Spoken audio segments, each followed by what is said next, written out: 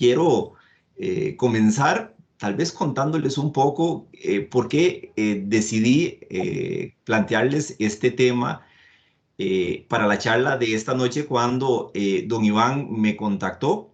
Eh, en el contexto en el que vivimos, estoy pensando en cómo colaborar. Todos podemos colaborar con el país desde el lugar en donde estamos. Y de ahí que estuvimos viendo diversas alternativas, don Iván y yo, y concluimos pues en este tema. En el de las mal llamadas patentes, ahorita vamos a hacer algunas precisiones terminológicas respecto a qué es una licencia y qué es la patente en temas comerciales. Y pues, en fin, vamos a compartir, les digo, esta noche una dinámica de repaso de resoluciones. No vamos a hacer una explicación teórica de los institutos del qué es una licencia, qué es una autorización o qué es un impuesto. Eso lo vamos a dejar tal vez para otro momento, para algún curso más extenso. Tenemos poco tiempo, así que quiero ingresar en un repaso de criterios. Vamos a ver un número importante, espero, de resoluciones de Sala Constitucional, del Tribunal Contencioso Administrativo.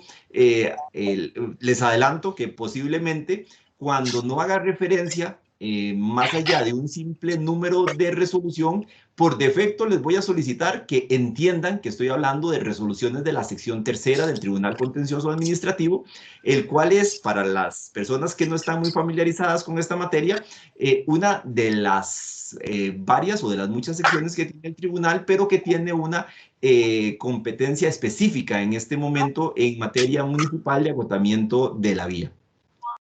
Les quiero pues adelantar que no estoy buscando, estamos en un foro académico, no se trata de que esta noche, como si estuviéramos en una escuela primaria o secundaria, yo les diga cómo se tienen que hacer las cosas. El afán de exponerles resoluciones de sala constitucional o del tribunal contencioso no es señalar cuál es la línea que se tiene que hacer. Lo que les quiero es compartir criterios, contarles cuál es el razonamiento que está en esa resolución, cuáles son sus fundamentos. A veces, y no pocas, alguna de las partes no está conforme con lo que se resuelve, se impugna, la resolución puede ser anulada por un aspecto de forma, de fondo, puede ser revisada. Sin embargo, creo que es importante que conozcamos cuáles son las explicaciones más allá de cómo se resuelve el caso concreto. De ahí que les aclaro, mire, yo no vengo a defender una resolución, que alguien me diga, mire, es que la resolución que usted participó, la resolución que hizo la otra sección está mala, de eso no se trata. Pues si alguien no está de acuerdo con alguna de las resoluciones que se le notificó, como lo sabrán los que trabajan en las municipalidades, pues meten el proceso contencioso y otro juez va a revisar lo que nosotros hicimos y a veces nos dará la razón, a veces se anulará o irá a la sala. En ese tema, no, estamos en un foro académico, estamos en un plano de igualdad académica, todos vamos a intercambiar criterios. Sin embargo, sí les adelanto que, pues por razones propias de mi cargo, habrán ciertos temas que no podré contestar. Y esto lo quiero señalar no porque no quiera responder algunas preguntas. Van a ver que posiblemente el grueso de las preguntas sí las vamos a poder atender. Simplemente quiero aclarar que cuando alguna pregunta sea muy puntual o tenga relación con un caso concreto, siendo que en mi trabajo actual mi función es justamente revisar estos temas junto con algunos otros aspectos de urbanismo o temas relativos a otros impuestos, pues no podría entrar a hacer una explicación o construir una respuesta porque podríamos caer en un tema de adelanto de criterio y yo me podría haber perjudicado. Siempre que sea en un plano académico, en una consideración general sobre alguna duda que se tenga de alguno de los aspectos, pues con mucho gusto la voy a procurar atender en el espacio de preguntas. En caso de que alguna pregunta yo sepa que está vinculada con alguno de los asuntos que tengo por conocer, y con esto termino.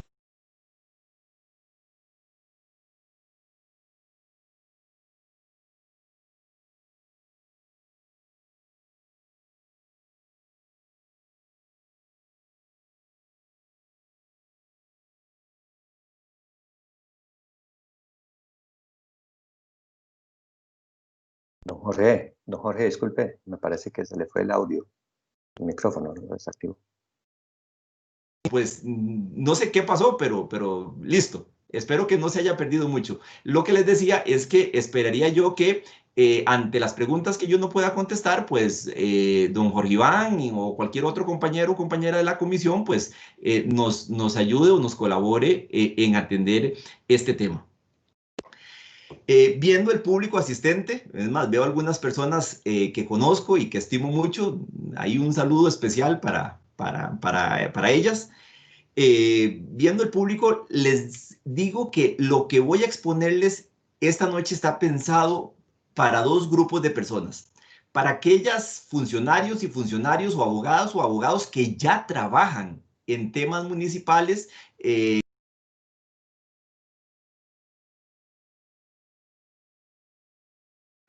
Perdón, no sé qué está pasando con eso porque vi que se me puso en silencio.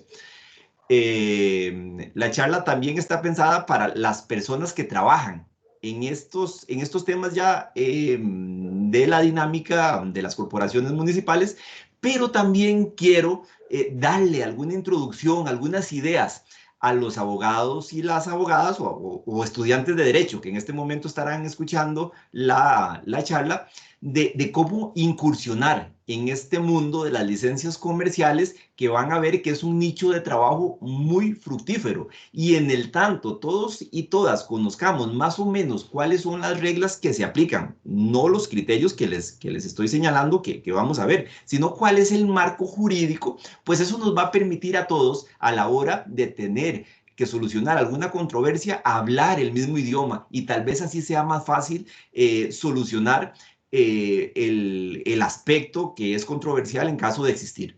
La primera precisión que tenemos que hacer en esta materia era la que pues ahora hacíamos don Iván y yo de la terminología.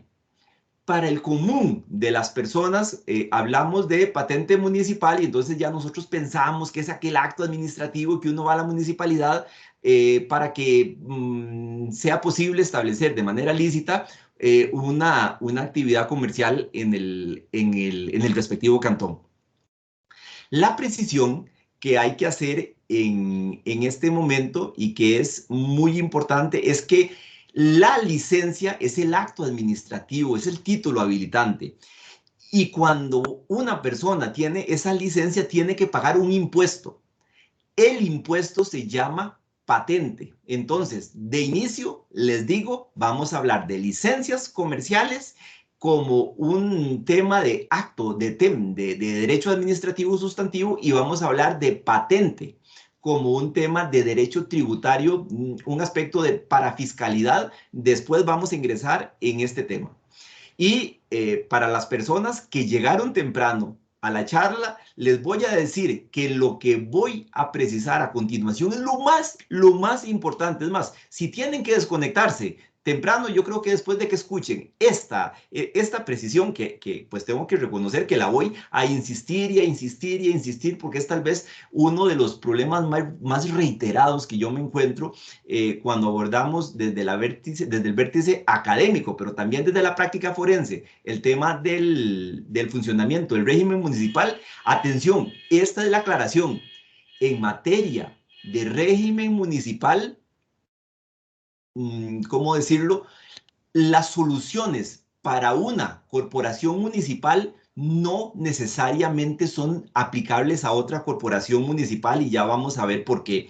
Lo que sirve, por ejemplo, en San Isidro, en Heredia, no necesariamente va a aplicar en San Rafael, o lo que sirve en Flores no necesariamente va a aplicar en Santo Domingo, aunque sean corporaciones que están muy cercanas. Ya vamos a ver que el marco jurídico puede variar muchísimo de una municipalidad a otra. El lunes estábamos en una charla de derecho en materia de urbanismo y estábamos comparando los planes reguladores en este grupo Derecho Administrativo Costa Rica, que por cierto, si alguno o alguna le gusta el tema del derecho administrativo en general, también estos temas municipales, cordialmente invitados. Hay un grupo de derecho administrativo en Facebook. Somos cerca de 1.300 personas en este momento donde también debatimos en este mismo formato estos temas, cordialmente invitados. Cierro el comentario. Estábamos analizando o comparando planes reguladores y veíamos las enormes diferencias que se podían presentar en temas de derecho urbanístico de un cantón al otro en razón de la diferencia que hay en los planes reguladores. Y eso eran, les podía decir, unas diferencias abismales. Bueno, eso que el lunes veíamos que era muy distinto en materia de licencias comerciales, vamos a ver que todavía es el tema en donde por mucho una corporación municipal se puede diferenciar de otra. Entonces, lo que les quiero decir con esto es que tanto las referencias que yo voy a hacer hoy a resoluciones de la sección tercera, a actos administrativos de otras dependencias del Estado o a sentencias del Tribunal Contencioso Administrativo de las secciones que ejercen función jurisdiccional o de la Procuraduría General de la República, siempre que las vayan a leer y tratar de aplicar a su caso, traten de hacer un ejercicio a ver si la normativa de fondo que se está utilizando en ese caso concreto es la misma del cantón. Y es que cuando ingresamos en este tema de las licencias comerciales, de las licencias para el expendio de bebidas alcohólicas y en general de todo este tema de la parafiscalidad municipal, tenemos que tener muy claro la base normativa que tenemos que aplicar. Y es que normalmente uno siempre piensa en el artículo 88 y en el Código Municipal, pero de inicio vamos aclarando tal vez el marco jurídico básico que tenemos que aplicar para que vean ustedes la complejidad y después vamos a ingresar en este tema. De inicio, la base de todo este esquema de autorizaciones específicas, de licencias específicas en materia de régimen municipal y sus impuestos lo vamos a encontrar sustentado en el artículo 121, inciso 13 de la Constitución, si la memoria no me falla, que habilita a las corporaciones locales a emitir todo un tema de impositivo, obviamente aprobado por la Asamblea Legislativa, porque es reserva de ley. No nos vamos a meter aquí. Tenemos que tener claro que una cosa es la parte tributaria o la cara tributaria, que es la patente, y otra cosa es el título habilitante para ejercer una actividad comercial en un cantón. Y la precisión que hay que hacer aquí es que título habilitante no es sinónimo de licencia comercial. El título habilitante es aquella habilitación que, valga la redundancia, el ordenamiento jurídico le da a una persona física o jurídica para llevar a cabo una determinada actividad. El grueso de las habilitaciones van a ser las licencias municipales comerciales, pero también tenemos la figura de la concesión y ya la sala constitucional, aquí les recomendaría el voto 6331 del 2016, hay otro que es o dos números arriba o dos números abajo, creo que es dos números abajo. En este voto, la Sala Constitucional, les repito el número 6731-2016, hace esta separación entre lo que es el título habilitante y el impuesto de patente. Y ofrece un análisis de la situación de los concesionarios. Una de este voto o el otro, los dos tienen que ver, uno con una acción de inconstitucionalidad planteado, si la memoria no me falla, por el concesionario de la Ruta 27, y el otro por un concesionario en Caldera. Y se discute si ellos tienen que obtener patente o no, patente en el sentido coloquial del término, si tienen que obtener una licencia comercial o no, y la Sala Constitucional hace esta referencia, esta diferenciación. Ahí se van a encontrar todo lo que yo les he dicho ahora en muchas palabras, muy sintético, pero muy explicado pues de forma muy clara. Después del nivel constitucional, pues nos vamos al Código Municipal y ahí sí, nos vamos a encontrar la regulación de la licencia en el artículo 88. No me voy a poner a leer normas porque tenemos poquito tiempo y quiero que avancemos. En ese artículo 88 nos vamos a encontrar la regulación de la licencia y el legislador nos dice que se requiere la licencia para ejercer la actividad lucrativa y que ésta va a generar el impuesto de patente cuando se haya ejercido la actividad o si no se ha ejercido la actividad por el tiempo que se haya poseído la patente.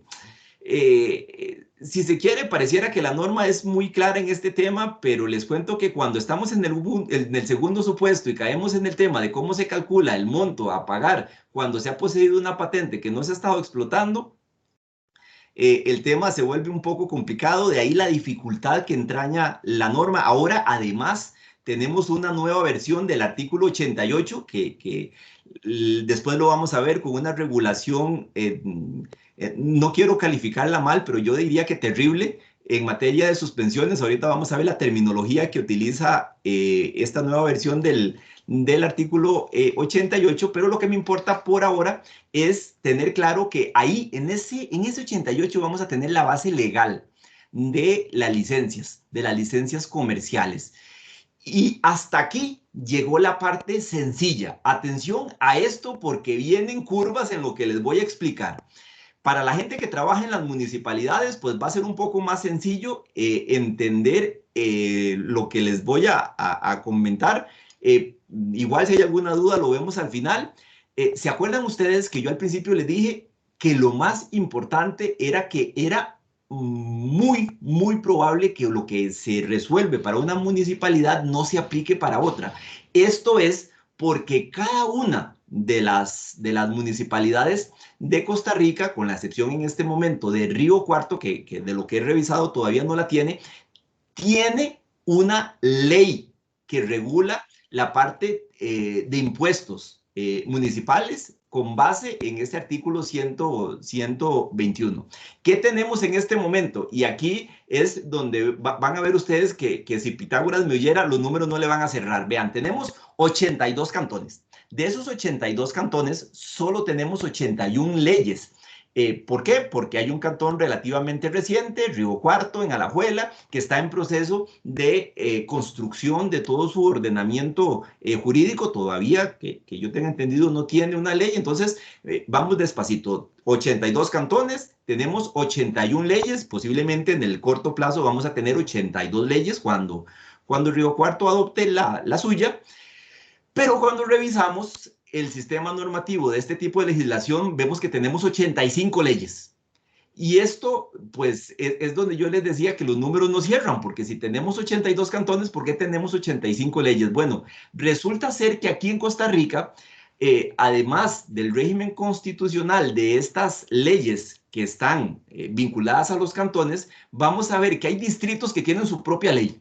Y hay casos de algunos consejos municipales de distrito, como por ejemplo Peñas Blancas, que tiene la ley 6791, Tucurrique, que tiene la ley 6036, o Colorado de Avangares, que tiene la ley 7368, que son leyes que regulan la materia impositiva solo para el distrito. Y atención que aquí les tengo que decir, cuidado con esto, porque además no son reglas iguales para todos los consejos municipales de distrito. Estos tres que les acabo de decir son consejos municipales de distrito. En Costa Rica, tal vez voy a hacer una nota al pie, y estas son las notas al pie que sí son importantes, no son las notas al pie que a veces uno cuando estaba en la universidad se encontraba en los libros y decía una nota muy grande y se la brincaba y se ganaba la página. Esta nota en materia de organización municipal es importante. Cada distrito en el país debe tener un consejo de distrito. No es lo mismo consejo de distrito que consejo municipal de distrito. Un consejo municipal de distrito es un tipo de órgano muy específico, que en Costa Rica tenemos 8, que está pensado para distritos que están muy alejados del centro y que requieren una especie de administración más cercana al municipio. Y entonces este órgano funciona, y aquí abro comillas, voy a hacer esta precisión solo para efectos académicos. Funciona como una mini municipalidad en donde va a haber un órgano ejecutivo unipersonal que parece que es un alcalde, se va a llamar intendencia, y ahí tenemos al intendente o a la intendenta. Las personas que viven en ese distrito votan para escoger esa persona, y tenemos un pequeño órgano colegiado que funciona como el consejo municipal, pero se va a llamar Consejo Municipal de Distrito, también como el órgano al que pertenece.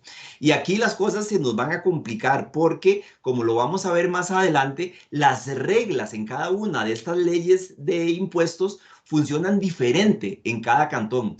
Pero además, en los distritos que tienen ley distrital, también van a funcionar diferente y de repente se nos presentan unos fenómenos extrañísimos en donde los plazos y los procedimientos y el órgano que vota vía administrativa en un cantón es muy diferente al que agota en un distrito, perdón, es muy diferente al que agota vía administrativa en otro distrito del mismo cantón y tiene otro procedimiento. Así que por eso les digo mucho cuidado con el tema que utilizan. Nada más a manera de referencia, si les interesa la parte histórica de cómo en los 70 se separaron estas figuras del Consejo de Distrito, del Consejo Municipal de Distrito y de dónde viene la confusión y unas acciones de inconstitucionalidad interesantísimas de los 90, les recomendaría la lectura del voto 215-2020 de la sección tercera. Y nada más para cerrar este pie de página del tema de los consejos municipales de distrito, les informo que este año la Sala Constitucional emitió un voto importantísimo en materia de consejos municipales de distrito, es el 21.271 2019. Yo sé que dije este año y que dije 2019, pero es que hasta este año lo pudimos conocer. Es una redefinición de la relación entre los consejos municipales de distrito y la municipalidad a la que pertenecen. Es una acción de inconstitucionalidad declarada sin lugar y yo les diría, no se confíen al por tanto. El texto es bastante complejo de leer, así que los que estén interesados y las personas que quieran profundizar en este tema, yo les diría, léanlo con cuidado.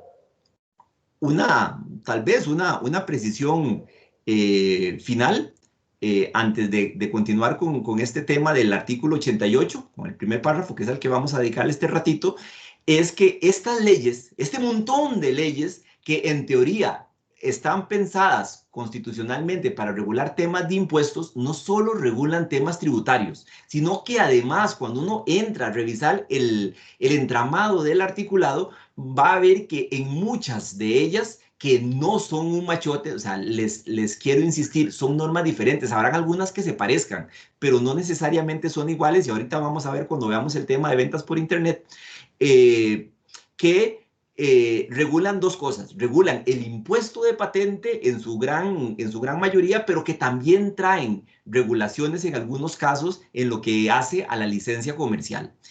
Y una de las cosas que le digo que a mí me llama mucho la atención es que cuando yo leo el artículo pues 88 del Código Municipal, esa norma es muy clara, me habla de la licencia comercial que se requiere para el ejercicio de actividades lucrativas y esa raíz que me encuentro ahí cuando me voy a ver las leyes especiales, ustedes van a ver que ahí hay de todo. Cuando yo les decía que hay muchos tipos de regulaciones, de repente me encuentro que hay un grupo de leyes, que tampoco son poquitas, que no solo regulan actividades lucrativas, sino que además se regulan licencias para actividades no lucrativas. Y cuando yo empiezo a pensar en los artículos, en los primeros artículos de la Constitución Política sobre las actividades privadas que están fuera del alcance de la ley y veo aquí leyes que regulan actividades no lucrativas, yo digo, bueno, aquí hay que tener cuidado de qué tipo de actividades no lucrativas están regulando bajo el concepto de licencia. Les puedo decir, no, algunos ejemplos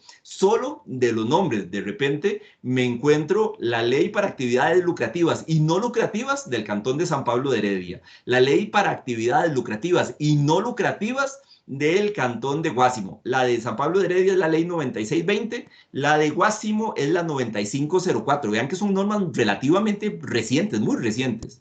La ley para actividades lucrativas y no lucrativas del Cantón de Esparza, que también es reciente, ley 9111. La de Cañas, ley de actividades lucrativas y no lucrativas de Cañas, ley 9109. La de Escazú, que se llama igual, que es la ley 8988. No voy a seguir, nada más aquí les quiero poner algunos ejemplos y dejar para la reflexión. Y les digo que si el tema hasta aquí ya nos explotó en lo que hace a regulación normativa con rango de ley, les quiero aclarar que además existe todo un conjunto de regulaciones sectoriales, si quisiéramos decirlo así, algunas por remisión expresa del Código Municipal, como el que está referido en el artículo 92. El Código Municipal nos dice en el artículo 92 que el régimen de las licencias relativas a temas de licores se regirán por una ley especial. Es por eso que tenemos, como bien lo decía ahora don Iván, un régimen para las licencias comerciales genérico y un régimen para las licencias para el expendio para el expendio de bebidas con contenido alcohólico, que es la famosa ley 9047, que tiene un nombre larguísimo, pero que la gente mal denomina ley de licores, como se llamaba la anterior, que data de los 30.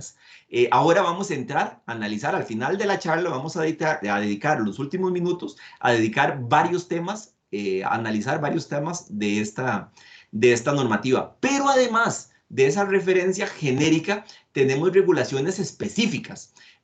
Por ejemplo, hay una ley de espectáculos públicos, regula el impuesto y el funcionamiento de este tipo especial de actividad lucrativa. Tenemos el impuesto minero, que está en el Código Minero, con regulaciones específicas también para este tipo de actividad, con un impuesto específico. Entonces, vean ustedes cómo tenemos un conjunto normativo, y tal vez para precisar un poquito más, resulta ser que no solo las corporaciones municipales evidentemente tienen potestad reglamentaria en términos de organización y servicio, sino que muchas de estas leyes la habilitan, es más, mandan a la corporación local a reglamentar para el cantón la ley específica. Y es así como nos vamos a encontrar, por ejemplo, que la ley de licores tiene un mandato para que cada corporación municipal haga un reglamento en esa materia para el cantón. Y les aseguro que si las leyes de impuestos municipales son muy diferentes unas de otras, los reglamentos a estos tipos de normas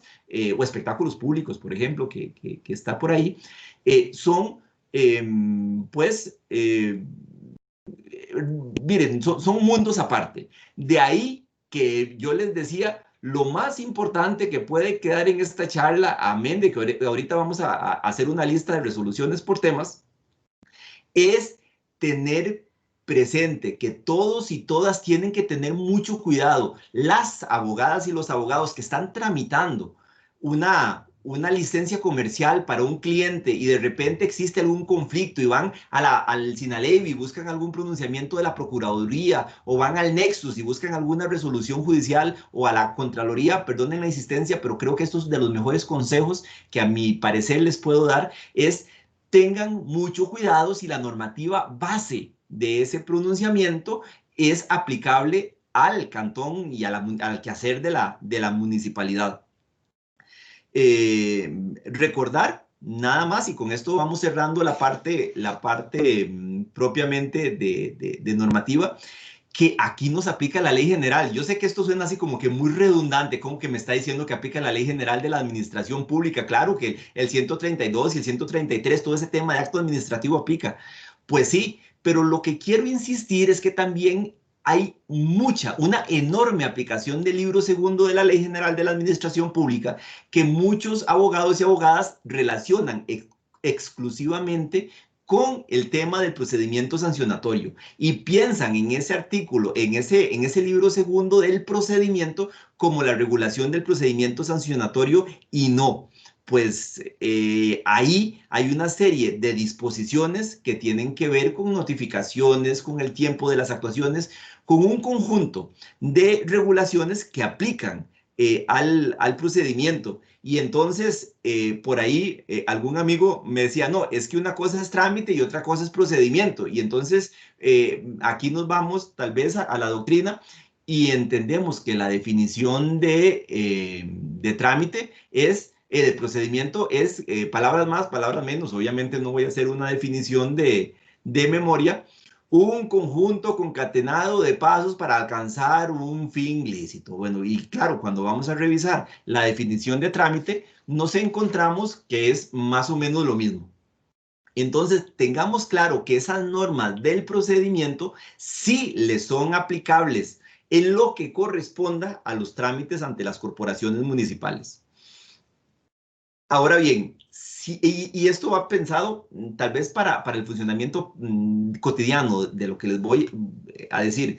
Si alguien va a acercarse al tema de la tramitación de actos administrativos municipales, antes que la revisión de la ley respectiva de la municipalidad, que les reitero, tienen nombres diferentes, algunas tienen una denominación que inclusive cuesta relacionarla. Antes de leer eso, yo les recomendaría que hagan una revisión de la ley 8220, Ley de Protección al Ciudadano contra el exceso de trámites y requisitos administrativos. Igual si es una persona que es funcionario o funcionaria municipal, ese repaso de esos 10 artículos de la ley y de su poco feliz reglamento, que tampoco me gusta mucho algunas de las normas que tienen, y ahorita vamos a revisar ese artículo 40. Viene a las 10.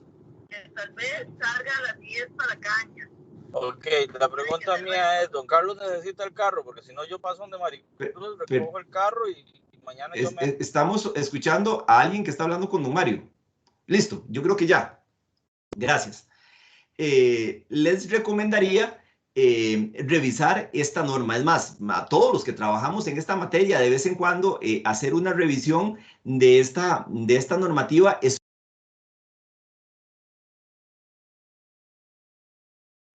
Perdón, es que me pusieron en silencio.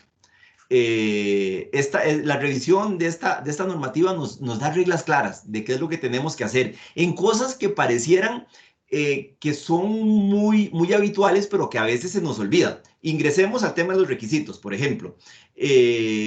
Regularmente tenemos el tema del certificado de uso de suelo, que da vueltas en los trámites administrativos ante las corporaciones municipales, y casi para todo se nos exige el certificado de uso de suelo. Cuando revisamos la ley 8220, y no voy a hacer un repaso de su articulado, nada más quiero ponerles un ejemplo para que vean ustedes la utilidad de esta norma, nos vamos a encontrar en el artículo 2 y en el artículo 8 dos disposiciones súper útiles. En el artículo 2, como les digo, no se los voy a leer, pero se regula el tema de la obligación que tienen las corporaciones, los entes públicos en general, porque esto no va dirigido a las municipalidades, así que la norma sirve, por ejemplo, en trámites antiministerios, de conseguir ellas mismas la información que tienen otras dependencias. Entonces, a veces nos sucede, por ejemplo, que cuando estamos en un departamento de patentes en una municipalidad y vamos a hacer un trámite de una licencia, nos pide el certificado de uso de suelo que lo da el departamento de ingeniería, y es la misma corporación municipal, son departamentos o unidades distintas, pero aquí es donde tenemos que revisar estas normas, tanto los que estamos adentro del mostrador como aquellos de ustedes que están fuera del mostrador, de cómo aplica esto. Evidentemente habrá que ver el caso si esto aplica, pero es importante ver la potencia de esta norma y cómo cambia la dinámica cotidiana. Si la persona quiere un certificado de uso de suelo, por ejemplo, para llevárselo a la casa, pues está bien, lo puede solicitar, pero habrá que ver si este es un requisito que se le puede exigir de manera preceptiva a las personas. O el artículo 8 que les decía, que exige la coordinación interadministrativa cuando estamos en presencia de requisitos que no los consigue la persona o no los produce ella por sí sola, sino que son emanados de otra entidad pública. Y entonces aquí la norma nos hace un mandato a los funcionarios públicos de buscar ese tipo de información. Yo sí les adelantaría, y ahorita vamos a ver algunos presupuestos, les digo que un criterio que ha sido reiterado en la sección en la que yo trabajo es la naturaleza de acto de efecto propio de el requerimiento de requisitos, y que la persona que se enfrenta ante una situación de un requerimiento, de un requisito que considera que no tiene por qué cumplir, bueno, eso lo puede impugnar y no esperarse a que salga el acto final rechazándole la gestión porque no cumplió un requisito, y que sea hasta ese momento en donde se puede impugnar. Sobre este tema vamos a volver más adelante, ya con más referencias normativas, con más referencias jurisprudenciales. Es que les digo, no me quiero desviar del tema, y es que en este aspecto de los títulos habilitantes quiero hacer una precisión muy importante. ¿Quién otorga los títulos habilitantes para una actividad comercial? Si estamos hablando de licencias comerciales municipales, aunque suene redundante, hay que aclarar que es la corporación municipal la que los da y la que tiene la capacidad jurídica allá donde el ordenamiento lo permite para mutarlos. Es decir, para transformar una licencia comercial en otro tipo si el ordenamiento le permite a la corporación municipal hacer este tipo de transformaciones. No hay otras entidades que puedan tomar esa decisión por las corporaciones municipales. Evidentemente hay otras entidades que pueden emitir otros tipos de títulos habilitantes, como son las concesiones, y aquí no estoy hablando de las concesiones en zona marítimo terrestre, estoy hablando de las concesiones, por ejemplo, de servicios públicos. Allá, cada uno de esos entes con el régimen jurídico para establecer si ahí hay o no hay una mutación. En lo que hace a las licencias comerciales y a las licencias de licores de las corporaciones municipales, es cada corporación municipal la que tiene la competencia y la potestad constitucional de regular esta materia. Para hablar de requisitos, y ahora sí empezar con la lista de precedentes que me gustaría compartirles, uno de los casos que a veces genera mucha confusión es lo que se presenta cuando alguien hace una gestión de una licencia comercial y no se le apercibe dentro de los 3 días algún problema de los requisitos. Y entonces caemos en una discusión sobre la aplicabilidad del artículo 43 de la Ley de Protección al Ciudadano, que obliga a una entidad pública a hacer esa prevención y reglamentariamente se dice que después de esos 3 días no se puede hacer esa prevención. Y el problema que tenemos es que, ya lo vamos a ver, la corporación municipal tiene 30 días para resolver la licencia comercial, si no va a aplicar un silencio positivo del artículo 89, y entonces, ¿qué pasa? La corporación municipal, después de esos 3 días, ya no puede hacer la prevención de que falta un requisito, de que algo está mal con algún requisito que se presentó. Bueno, eso nos dice la norma. Pero aquí les haría referencia al voto 443-2019, donde se analiza este tema en la sección tercera y se concluye que aquí hay un tema de prelación de las disposiciones de la Ley General, artículos 132 y 133, que regulan el motivo y el motivo que tiene que ser conforme a las circunstancias de hecho y de derecho que se presentan, y el motivo, el contenido, perdón, que nos dice que la licencia tiene que ser conforme con el ordenamiento administrativo en este caso. Y entonces, aplicar esa norma reglamentaria así como está, y esto se lo va a encontrar en ese precedente, nos mete en un problema de que entonces, ¿qué tenemos que hacer? La municipalidad sabe que los requisitos están incompletos, tiene por ley un mes para 30 días, perdón, para hacer el pronunciamiento. Pero no puede porque el reglamento dice que no. Mire, en un tema de esta naturaleza, donde hay una confrontación directa entre la regulación de un artículo reglamentario y un mandato expreso de la Ley General de la Administración Pública, prevalece la Ley General de la Administración Pública, y por eso les hacía referencia a este precedente donde la sección tercera dice, no, la municipalidad tiene la obligación de verificar el cumplimiento de requisitos más allá de ese plazo de 3 días. Evidentemente ahí hay una antinomia que hay que solucionar, pero prevalece el mandato que el legislador le da a la corporación municipal de hacer esa revisión de requisitos.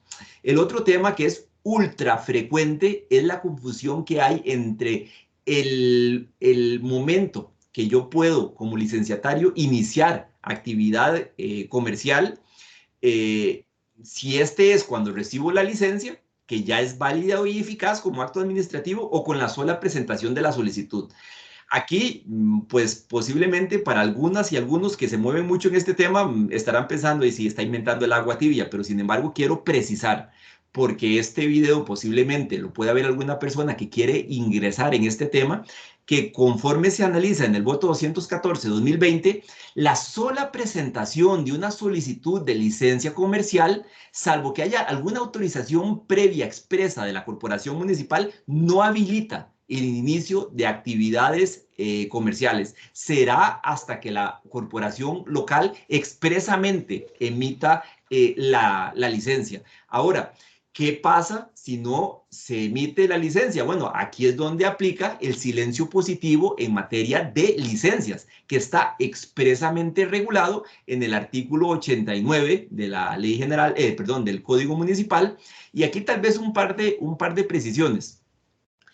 Lamentablemente, aunque el Código Municipal es de 1998 y la Ley General se aprobó y entró en vigencia pues 20 años antes, existe algunas diferencias, algunos detallitos que es importante tomar en cuenta y tal vez no sobredimensionar estas distinciones, pero sí contarlas al momento de tramitar un asunto. Y es que a veces asimilamos el silencio positivo, que está el silencio positivo, no, el silencio administrativo con eficacia estimatoria, para decirlo correctamente, que está regulado en el artículo 89 del Código Civil, del Código Municipal, con el artículo 330 y el artículo 331 de la Ley General que regulan el silencio positivo. Ahí yo lo que les diría es tengan mucho cuidado, tal vez en el cómputo del plazo los presupuestos son iguales, solo que en la Ley General se nos habla de un mes y en el Código Municipal se nos habla de 30 días naturales.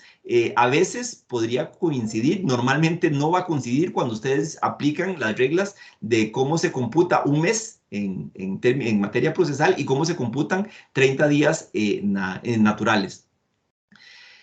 Tal vez alguna precisión adicional, y es que por ahí he escuchado que en el Código Municipal no está regulada la imposibilidad de que la municipalidad resuelva en contra emitiendo un acto negativo o denegatorio después del acaecimiento de ese silencio administrativo con eficacia estimatoria, que sí está regulado de manera expresa en el artículo 331, inciso 2 de la Ley General.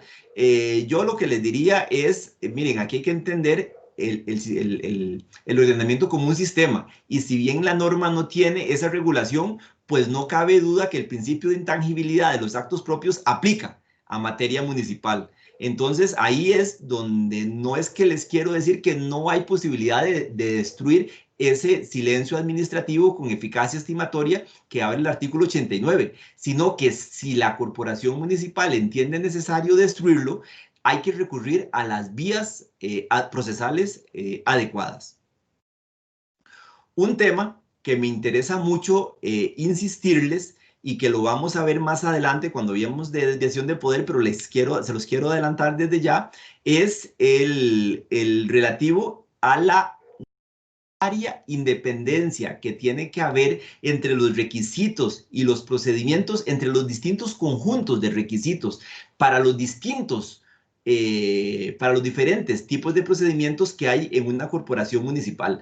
No se pueden escoger pedir requisitos para el procedimiento A que están regulados en el procedimiento B para la obtención de un acto administrativo distinto. Es decir, para la licencia comercial no podemos pedir requisitos que están previstos en la corporación para un visado municipal o para un uso de suelo. Aquí hay que tener claro que el ordenamiento jurídico expresamente nos separa este tema. Tampoco, aquí me voy a adelantar de manera inadecuada, no debería, pero igual lo haré. No se puede mezclar procedimientos, es decir, si uno como funcionario o funcionaria municipal sabe que hay un problema con el funcionamiento de un local que se dedica a actividades de discoteca, por ejemplo, y yo sé que el problema es la contaminación sónica, bueno, tengo que tener mucho cuidado de qué es lo que quiero hacer, cuál procedimiento es el que tengo que hacer, porque frecuentemente nos encontramos casos en donde la molestia es por funcionamiento de la licencia fuera de los horarios, en el caso de bares, por ejemplo, o de discotecas. Y entonces, yo como funcionario o funcionaria municipal, en algunos casos, no en todos, la gran mayoría funciona muy bien, para combatir eso, abro un procedimiento por violación a normas constructivas porque resulta ser que hay una parte que no está debidamente edificada. Y entonces empiezo a mezclar los dos temas. Aquí les insisto, en este tema, más adelante les voy a dar otras referencias. Voto 498-2017 sobre esa importancia de no mezclar procedimientos. También es fundamental tener claro que si estamos ante una actividad que no está licenciada y la corporación municipal no es que lo que yo voy a hacer es que le doy una patente de oficio, una licencia comercial de oficio y después le cobro por esa emisión de esa licencia comercial. No, si esa actividad no está debidamente licenciada por la corporación local, lo que yo tengo que hacer es ejercer el poder de policía que tiene la corporación municipal, que esto no es policía municipal. Ahorita vamos a hablar de qué es eso del poder de policía y hacer el que cese esa actividad. En este tema de no dar esas licencias comerciales de oficio solo porque la actividad no tiene licencia y yo lo que quiero es cobrarle, les recomendaría la revisión del voto 141-2019. ¿Qué les podría decir? Miren, en general, por regla general, el otorgamiento de estas licencias, de las licencias comerciales, que son de las que estamos hablando, después hablaremos de las licencias de licores, son actos reglados, por regla general. Pero sí les digo, revisen con mucha atención la ley del respectivo cantón. Hay leyes que están muy bien hechas, entonces no llegamos a este tipo de problemas, pero hay algunas ahí que generan algunos problemas con regulaciones de discrecionalidad. Ahorita les voy a dar dos precedentes para temas de discrecionalidad y de conceptos jurídicos indeterminados. Por ahora lo que me interesa es dejar sentado esto en el voto 293-2018. Ahí se van a encontrar algo de esta naturaleza de acto reglado. Me interesa en esta dirección insistirles en los motivos del rechazo. Vámonos al artículo 90 del Código Municipal, que les digo, esta es una de las normas, yo creo que es la norma que menos me gusta del Código Municipal y a ver, no son muchas, son dos las que no me gustan y de hecho esta noche vamos a hablar de esas dos. El artículo 90 nos va a decir cuándo se puede rechazar o denegar una licencia municipal y nos da 5 supuestos. Y esta norma no me gusta porque van a ver, y espero que en el público no esté el redactor de la norma, que no sé quién habrá sido, pero pues posiblemente es alguien que trabaja en esta materia. El artículo 90 nos da 5 supuestos para denegar el otorgamiento de una licencia. Y nos dice que la licencia municipal referida en el artículo anterior deberá ser negada cuando la actividad de grándulas. 1. Cuando sea contraria a la ley. 2. Cuando sea contraria a la moral, las buenas costumbres. Cuando el establecimiento no haya llenado los requisitos legales o reglamentarios. 4. En razón de su ubicación, o sea, zonificación, o sea, en palabras comunes y corrientes. Y 5. No esté permitida por las leyes o en su defecto por los reglamentos municipales vigentes. Miren, esta norma, con eso que les acabo de decir junto con la 88 o el artículo 88 que vamos a analizar ahorita, no me gustan por lo siguiente. Si ustedes revisan esos 5 supuestos, quitando el segundo, el 1, el 3, el 4 y el 5 son lo mismo. Es decir, cuando la gestión sea contraria al ordenamiento jurídico, y ahí es obvio, mire, por ley general 132 y 133 de la ley general, no se puede dar la licencia cuando los requisitos no son conformes con el ordenamiento. Y si eso es redundante, o sea, escribir 4 veces lo mismo, nos encontramos en el artículo 2, se denegará el inciso 2, perdón, o el supuesto 2, cuando sea contrario a la moral y a las buenas costumbres. Les cuento que eso en la práctica habría que ver qué funcionario o funcionaria o qué asesor jurídico le va a poner la firma a negar una licencia cuando la parte está cumpliendo todos los requisitos, pero le vamos a decir, mire, es que la actividad suya es contraria a la moral o a las buenas costumbres. Habrán algunos supuestos en donde se trate de justificar de otra manera, pero rechazar este tema, miren, les digo que en los años, un poco menos de 10 años que tengo un poco de estar en esta materia, nunca he visto una aplicación de este supuesto y es que les digo que sería peligrosísimo. Un rechazo en ese presupuesto sin caer en alguna especie de estereotipo sería, mire, un tema particularmente complejo. Pero en fin, ahí está. Y además les digo, esos temas de conceptos jurídicos, perdón, de moral y buenas costumbres, claramente no son discrecionalidad, esos son conceptos jurídicos indeterminados. Y ese tema de los conceptos jurídicos indeterminados, que a veces se mal confunde con la discrecionalidad, tiene una técnica exquisita. La doctrina alemana ya nos ha dado un conjunto de herramientas de cómo interpretar y llenar un concepto jurídico indeterminado en una norma para un caso concreto. ¿Y qué hacer cuando no estamos enfrente de un concepto jurídico indeterminado, sino que estamos enfrente de una norma que da discrecionalidad a la administración? Me encantaría meterme en una discusión, en un breve análisis de discrecionalidad administrativa municipal, pero les digo, eso nos llevaría 2 horas. A las personas que les interese el tema de la discrecionalidad administrativa y los conceptos jurídicos indeterminados, por ahí tengo un video, de hecho son 2 videos de 2 horas más o menos en mi canal de YouTube, donde hablamos de todas las técnicas de discrecionalidad administrativa, los tipos, la forma en la que se controla, qué se hace con los conceptos jurídicos indeterminados, qué ha dicho la doctrina, las 2 escuelas. Ahí se los recomiendo si tienen interés, o si alguien no lo encuentra en mi canal de YouTube, pues me escribe y yo le paso los links. Para ir cerrando este tema de los requisitos y el otorgamiento de las licencias comerciales, quiero hacer una precisión. El artículo 91 del Código Municipal regula los traspasos de las licencias comerciales y nos dice que estos traspasos deben obtener la aprobación. Existe una enorme confusión que yo quisiera aclarar en cuanto a lo que es traspaso y lo que es traslado. El traspaso de una licencia comercial es cuando se cambia el titular, es decir, don A le va a transferir la licencia comercial al titular, a doña B.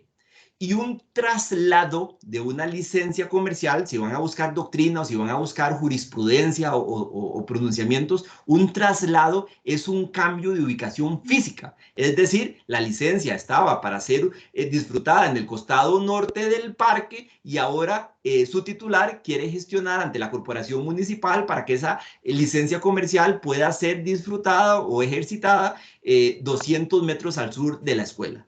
Y entonces les digo, hay que tener cuidado de esta terminología, o cuando se busca jurisprudencia, no mezclar, perdón, a la hora de fundamentar. Vamos a entrar ahora en temas más escabrosos. Vamos a hablar de la territorialidad. Cuando hablamos de la territorialidad de la actividad, van a ver ustedes que nos vamos a encontrar en este momento, en el estado actual del desarrollo del régimen municipal, de más o menos 5 supuestos. Actividades cantonales, es decir, que se realizan exclusivamente en el cantón. Actividades lucrativas transcantonales, donde el sujeto económico realiza actividades en múltiples cantones, y esa actividad, y aquí vamos a ver una de las variaciones, está gravada por la ley de impuestos de todos los cantones en donde se realiza esa actividad. O tenemos también el supuesto, que lo vimos hace relativamente poco en el Tribunal Contencioso, de actividades lucrativas pluricantonales, donde no está grabada esa actividad en todos los cantones en donde se despliega esa actividad.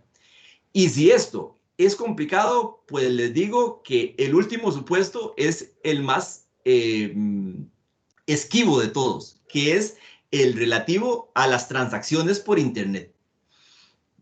Perdón, transacciones por Internet que evidentemente tienen su auge en estos meses de pandemia y de confinamiento. Vamos despacio aquí para ir analizando cada uno de los presupuestos. Si les interesa este análisis, van a encontrar mucho de camiones repartidores, de remeseros, de actividades pluricantonales. Es más, les podía dar de referencia el voto de la sesión tercera 519-2020 sobre actividad pluricantonal, actividad lucrativa pluricantonal. Les reitero, como les decía al principio, puede ser que alguna de las resoluciones que les estoy mencionando esté siendo revisada en sede jurisdiccional o más adelante sea anulada. Pues como abogados y abogadas sé que harán esa revisión. Miren, el criterio que se sigue, ya lo van a ver ustedes redactado en términos jurídicos en las resoluciones que les estaba diciendo y en algunas otras que se citan ahí, es que el cantón o la corporación, perdón, municipal tiene la capacidad y el deber, si el ordenamiento y su ley respectiva se lo permite, de gravar la actividad lucrativa que se realiza en su cantón. Es decir, si un agente económico tiene actividades lucrativas en diversos cantones, pues deberá pagar los impuestos proporcionalmente en cada uno de esos cantones. Para las personas que ya han ingresado en estos temas, verán que de patentes o de impuestos normalmente se regula la figura de la declaración jurada o del informe de contador, en donde al momento de hacer la declaración del impuesto de patente, el licenciatario va justificando qué porcentaje se graba, de su actividad lucrativa se hace en cada cantón y cómo se va a contribuir en cada uno de los cantones proporcionalmente a cómo se hace. Pese a este tipo de disposiciones, hay por ahí algún dictamen de la Procuraduría un poquillo viejo que se menciona, de hecho, en esta resolución, en cuanto a que en aquel momento, les digo, ya no cercano, la Procuraduría sostuvo que se grababa o se pagaba todo el impuesto de patente en el cantón en donde estaban las oficinas centrales del actor económico. Les digo, ese no es el criterio que se sigue en el voto que les acabo de decir, no solo por la legislación aplicable, sino porque además esto sería muy injusto porque provocaría que todas las licencias generaran impuestos de patentes posiblemente solo en los grandes centros de población y en todo el resto del país en donde la actividad económica se realiza, pues no, porque ahí no está la casa matriz de la empresa. Hay algunos supuestos y el caso este que les digo, creo que se trata de el concesionario de la Ruta 27, donde su actividad lucrativa, que es la autopista, atraviesa varios cantones. No todos los cantones tienen grabado esta actividad en su ley de impuestos. Entonces ahí se discute un poco si los demás cantones pueden exigir que se pague por esa actividad lucrativa en los cantones en donde no está regulada la actividad. Pues ahí les digo, lo que les voy a decir es lo que dice la resolución. Se sigue el criterio de que aunque en esos otros cantones no esté grabada la actividad, esto no genera la ultraactividad de las leyes de patentes de los cantones que sí tienen grabada la actividad de la autopista, de esta concesión, y por lo tanto en las corporaciones que sí tienen grabado esa actividad, pues podrán exigir el pago del impuesto por el porcentaje de la actividad lucrativa del concesionario que se da en su cantón, nada más, porque se sigue la misma regla de se tributa por lo que se produce en el cantón. Y claro, aquí si esto ya sonaba un poco complicado en la práctica, les digo que cuando vamos al tema del Internet, miren, aquí les digo que este es el escenario más complejo que nos vamos a encontrar. Y les digo, vuelvo a machacar, atención que las regulaciones son diferentes. Para empezar, el gran grupo de las leyes de patentes que no tienen regulación expresa de transacciones por Internet en el régimen municipal son por mucho la mayoría.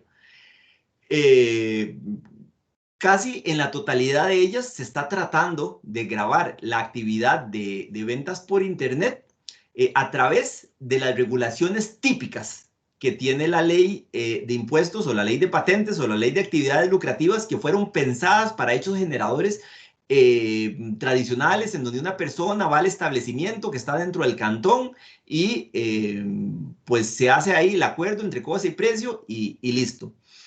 Sí hay algunas leyes que ya han adoptado regulaciones en esta materia. Recientemente está la ley de impuestos municipales de Orotina, que incorporó una modificación en materia de compras por Internet, más un poco más viejitas, tenemos la ley del Cantón de Curridabat o la ley de impuestos municipales y de regulación de juegos del Cantón de Puriscal, que también tienen regulaciones. Pero aquí les quiero decir, atención, solo en estas 3 normativas, o en estas 3 leyes y en algunas poquitas otras en donde hay regulación en la materia, el texto de la ley es diferente. Por eso el pronunciamiento que se va a hacer a la hora de una discusión en esta materia es distinto. Y si además vamos a aplicar normativa que no fue pensada para eso, tengamos cuidado. Y aquí les voy a decir, además, una llamada de atención tanto para los y las litigantes como las y los asesores jurídicos en las corporaciones municipales. Es decir, un doble cuidado. No sé cómo decir, si esto fuera un dado, saldría la opción doble cuidado. Y este doble cuidado hay que tenerlo en cuanto a la tentación de aplicar las reglas que funcionan a nivel nacional para la regulación de tributación transnacional, de ventas o importación de comercio de artículos entre Costa Rica y otros estados. Atención que los hechos generadores son muy diferentes. Si quieren ingresar en este tema, yo les diría, miren, en Europa ya hay alguito en el tema municipal, en Europa, en Sudamérica hay muy poco, tal vez en algunos estados de Estados Unidos se van a encontrar algo, pero van a ver que todo es muy incipiente y además todo muy vinculado al tipo de regulación impositiva que tiene el cantón. Entonces tengan mucho cuidado. Allá en la sección tercera tuvimos la oportunidad de conocer alguito de ventas por internet. Hay un casito por ahí, el 441-2019, en donde se trata de una empresa, de una aerolínea o de un intermediario de aerolíneas, no me acuerdo, que vende tiquetes tanto en un establecimiento físico en el cantón, perdón, como en un stand en el aeropuerto Juan Santamaría o en el Daniel Oduber, no recuerdo en cuál de los 2 aeropuertos estaba el stand, y además tiene un porcentaje de ventas por internet en línea. Sí les digo que cuando vayan a revisar esta resolución 441-2019, pongan mucha atención que el caso se ve muy condicionado por el hecho de que en el expediente parece que hay manifestaciones o habían manifestaciones de la parte en donde no hay discusión de que todas sus rentas son de fuente nacional, es decir, producidas aquí en Costa Rica. Y entonces ahí la discusión se va a ir en un tema distinto de la distribución cantonal, pero ahí van a haber ya debates en materia de tributación y temas de Internet. No podría yo darles en este momento una conclusión definitiva de cómo vamos a analizar este tema, cómo se debe hacer este tipo de análisis, primero porque no puedo en condición de la judicatura en la que estoy investido, sino porque además mucho va a depender de lo que el ordenamiento jurídico me exija para el caso concreto en lo que hace al tema de las cargas de la prueba y de los estándares de prueba que haya que hacer en cada uno de estos casos. Y es que van a ver ustedes que además en este mundo de las licencias comerciales nos vamos a encontrar conjuntos pues, de temas que sí pueden ser más o menos parecidos en lo que se refiere a la actividad comercial. Por ejemplo, discusiones muy reiteradas si Colby en sus tiendas en todos los cantones tiene que pagar o no tiene que pagar, porque el ICE es una entidad pública descentralizada que tiene una exoneración, una exención o no sujeción. Ahí hay una discusión. Bueno, ya la sala, la primera la resolvió, pero no me voy a meter en ese tema del ICE. Lo que quiero decir es que respecto a estos tiendas Colby, sí se ha determinado por su régimen de competencia el tema de la necesidad de contar con licencia comercial de la respectiva municipalidad. Les recomendaría, si bien no tienen, revisar el voto 531-2019. Hay mucha controversia en este momento respecto del funcionamiento y la forma en que se licencian la actividad comercial de las vallas publicitarias. Mire, ¿por qué? Básicamente por 2 razones. Hay unas regulaciones, si se quiere, un poco complicadas en lo que hace a la edificación de este tipo de vallas por competencias concurrentes, no que sean en los mismos temas, sino que están muy engarzadas en algunos casos entre el MOP, el INCOFER, cuando hayan vías férreas de por medio, o las corporaciones municipalidades en temas de edificación, pero también en temas de si tienen que tener la licencia comercial. Yo les haría aquí dos referencias: el voto 211-2017 y el voto 232-2018 sobre este tema. Ahí van a encontrar regulaciones sobre las obligaciones, obviamente, de contar con licencias en razón de su naturaleza de actividad lucrativa, salas de juego. Ahí el voto el voto 56-2016. En fin, hay una serie de situaciones que generan conflictos muy reiterados. ¿Qué les puedo decir? Los espectáculos públicos. Los espectáculos públicos tienen un régimen, como les decía al principio, una ley muy antigua, con una gran cantidad de modificaciones.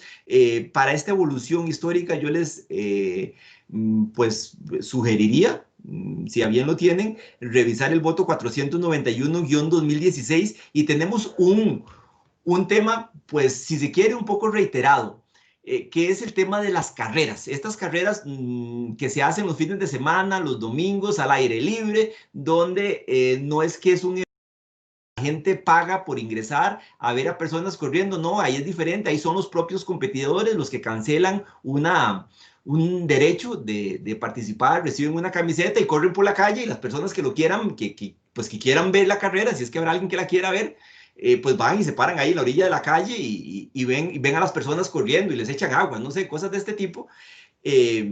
Respecto de ese tema, les sugeriría la revisión de la resolución 39-2015. Ahí se hace un análisis de este tipo de actividades, bueno, que por razones obvias en este momento no se están efectuando mucho, pero que la casuística nos dice que es un tema reiterado o de mucho interés en temas tributarios cantonales. Hablemos un poco de la cancelación, de la suspensión de las licencias comerciales. El artículo 88, en su nueva versión, les digo que es de las últimas modificaciones que ha tenido el Código Municipal, incorporó una regulación relativa a la suspensión temporal de la licencia comercial en razón de todos estos temas, de la pandemia que vivimos, del confinamiento. No dudo que la norma tiene enormes, muy loables, muy buenas intenciones. Pero cuando ustedes se van a leer el párrafo segundo de esa norma, que es básicamente lo que se introdujo, van a ver ustedes que tenemos unos temas conceptuales que a mí me preocupan un poco, porque habla de la suspensión de la vigencia, no de la eficacia, y aquí es donde yo esperaría más rigor terminológico. Habla de cuando se declare una catástrofe o calamidad. Aquí les estoy hablando de memoria porque no tengo la norma a la vista, por parte del gobierno central, pero cuando yo me voy a revisar la ley 8488, Ley Nacional de Emergencias y Prevención de Riesgos, veo ahí la referencia a una atribución competencial al Poder Ejecutivo, que es en estricto sentido un órgano diferente. Y después sigo leyendo las atribuciones a lo interno de la corporación local y veo que la técnica que se utiliza hace referencia a la suspensión por parte de la municipalidad y de la intendencia. Y entonces aquí a mí me surgen una serie de dudas. Estamos hablando de municipalidad como ente corporativo, pero cuando hablamos de los consejos municipales de distrito, no hablamos del consejo municipal de distrito, hablamos de la intendencia, que viene siendo algo así como el órgano unipersonal de funciones, pues, ejecutivas dentro de ese consejo municipal de distrito, que haría las veces al alcalde en las corporaciones municipales de todo el país. No hubiera sido adecuado que la técnica nos llevara a decir municipalidades y consejos municipales de distrito, o al revés. Si lo que queríamos era mantener intendencias, quedar claros todos en que la atribución es de las alcaldías y de las intendencias. En este caso, ¿qué tenemos aquí? Bueno, que para aplicar ese párrafo 2, así como está regulado, esto nos va a obligar hacer una serie de interpretaciones de los conceptos que están en esa norma que yo esperaría que posiblemente a mediano plazo va a generar una enorme litigiosidad. Y el problema de estas interpretaciones sobre interpretaciones sobre interpretaciones de diferentes conceptos jurídicos indeterminados o de conceptos que tienen una precisión muy específica en el Código Municipal, ¿qué les digo? Es facilísimo de generar problemas con solo aplicar, mire, les digo, la técnica escolástica de la navaja de Gauquin. Y listo, ahí se empieza a revisar premisas y no vamos a tardar mucho antes de que se caiga un conflicto por esta naturaleza. Con este tema de la supresión, no está de más decir que si bien el 90 bis establece la posibilidad, la atribución, el mandato a las corporaciones municipales de suspender las licencias comerciales cuando se incurren las infracciones que ahí están señaladas, pues no menos cierto es que ahí, aunque la norma no lo dice, por un tema de debido proceso, se tiene que recurrir al procedimiento respectivo en ese tipo de casos. Les diría, importante, porque a veces se nos presenta en el funcionamiento práctico, verificar la resolución de la sección tercera 438-2016 en cuanto a la exigibilidad de requisitos para la renuncia o entrega de la licencia comercial. Y es que aquí, en esa resolución, ustedes van a ver algunos supuestos en donde se le exige a un licenciatario que quiere entregar, o sea, suprimir su licencia, que cumpla con requisitos que están previstos para la obtención de la licencia. Y entonces aquí es donde nosotros, en la sección, en esta resolución, se insiste en el tema de si ese requisito no está para ese trámite, no se le puede requerir a la parte. Y ahora tal vez para ir cerrando el tema de las licencias comerciales, me interesa llamar su atención. Yo sé que están poniendo atención, pero ya ha pasado mucho tiempo y yo estoy seguro que ya más de uno o de una debe estar un poco cansado de estarme escuchando. Difícilmente mi familia me escucha tanto tiempo, pero igual quiero pedirles atención a esto. Vamos a hablar de algunos aspectos procesales importantísimos. Vamos a hablar de clausuras y sellados, que no es lo mismo. Cuando hablamos de clausuras y sellados, normalmente yo remito a la revisión del voto 441-2019. Y aquí, de inicio, dos precisiones. Una cosa es la clausura o la intervención que se hace en el contexto de una actividad no licenciada, porque ahí simplemente la municipalidad... Perdón, ¿cuál es el número del voto? Nada más para anotarlo. Sí, 441-2019. Gracias. Con gusto. Para las personas que a bien lo tengan, yo pues por ahí tengo alguna página de Facebook en donde el tercer sábado de cada mes acostumbro compartir algún precedente jurisprudencial en materia municipal. Los otros días son en otros temas de derecho administrativo, pero si les interesa, ahí voy tratando de circular. Para volver al tema, vamos a separar, vamos a hacer como una especie de llave mental. Vamos a separar primero entre actividad lucrativa licenciada y actividad sin licencia. Cuando estamos en una actividad sin licencia, pues ahí la municipalidad, los personeros, los funcionarios y las funcionarias, pues evidentemente lo que tienen que hacer es intervenir en el ejercicio de poder de policía. Y aquí quiero aclarar, como en algún momento me decía una persona, es que en mi municipalidad no tenemos policía municipal. El poder de policía no es sinónimo de policía municipal. El poder de policía es esa atribución que el ordenamiento jurídico le otorga a las corporaciones municipales de hacer tutelar el ordenamiento que aplica en el respectivo cantón a través de sus agentes y obviamente respetando los procedimientos respectivos. Entonces, en los casos en donde habrá policía municipal, habrán algunos supuestos en donde ese poder de policía lo ejerce la policía municipal, pero también va a ser ejercido a través de inspectores o inspectoras que clausuran y sellan en algunos casos construcciones, por ejemplo, sin licencia constructiva, o de funcionarios o de funcionarias que ejerzan otras competencias en la corporación local. Hay buenos desarrollos en materia de poder de policía. Sin embargo, a mí, antes de entrar en los textos actuales, me pongo nostálgico y siempre me gusta hacer referencia a Marienhof, que desde su Argentina natal desarrolla, me parece a mí de manera muy clara, el tema del poder de policía, aunque les aclaro, hay que leerlo en su contexto histórico porque es un trabajo, su tratado, que además se los recomiendo, son muchos tomos, pero es de mediados del siglo pasado. Claro, hay muchos muy buenos, o sea, ya después de que hacen esa revisión, entonces ahora sí, vayan a leer a García Enterría o Luciano Parejo o algo pues reciente. Tal vez esto sirve para incursionar, pues evidentemente me emocioné mucho con los autores, volvamos al tema. Cuando estamos en actividades licenciadas, es decir, personas que tienen una licencia pero que están incurriendo en alguna especie de infracción al ordenamiento jurídico, entonces aquí vamos a hablar de clausura y de sellado.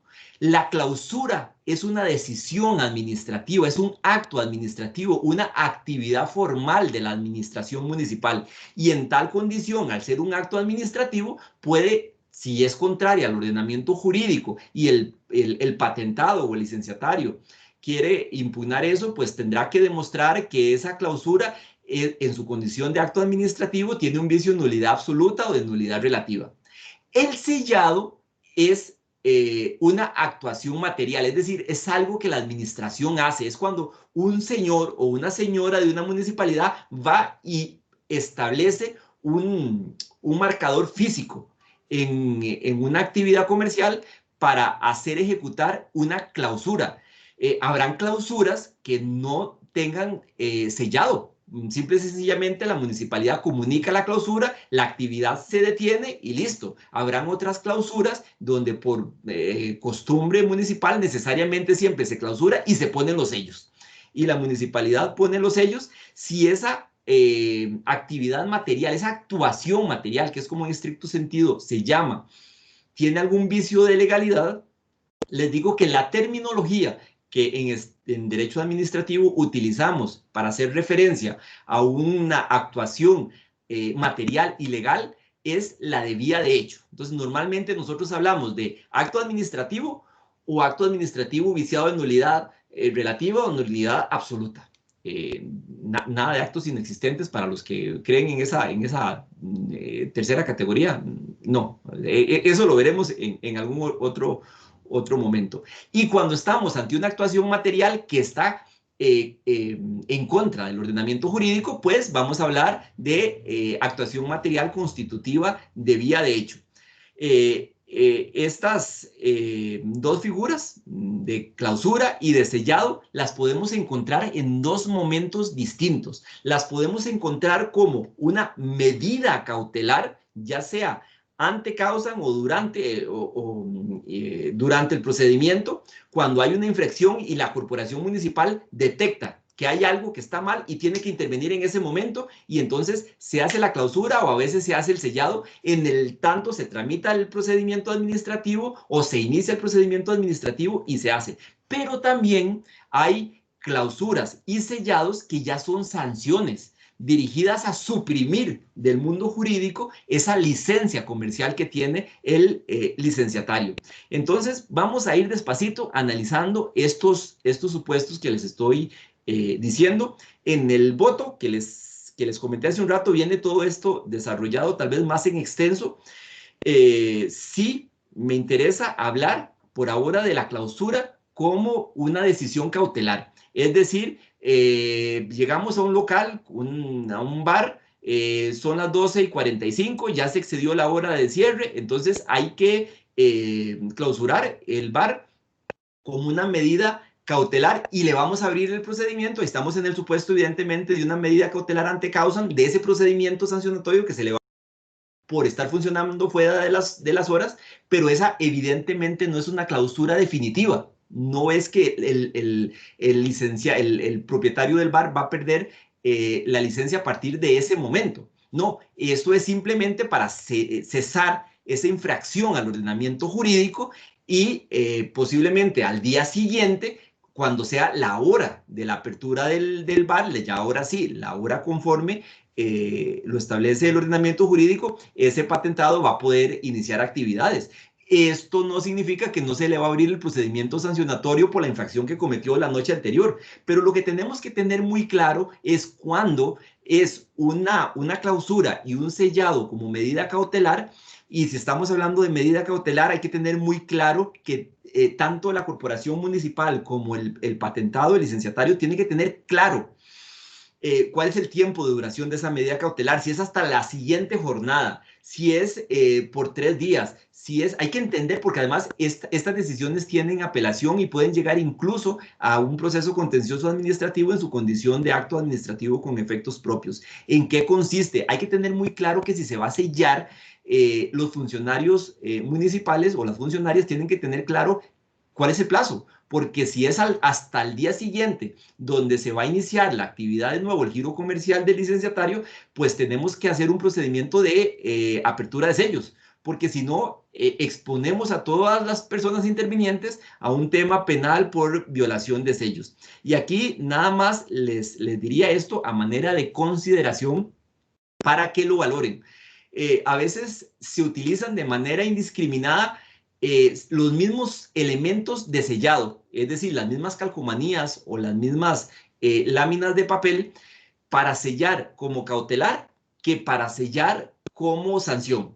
Y esto quiero destacarlo porque a veces, además, las corporaciones municipales pretenden en algunos supuestos poner un texto en ese documento que está sirviendo para sellar.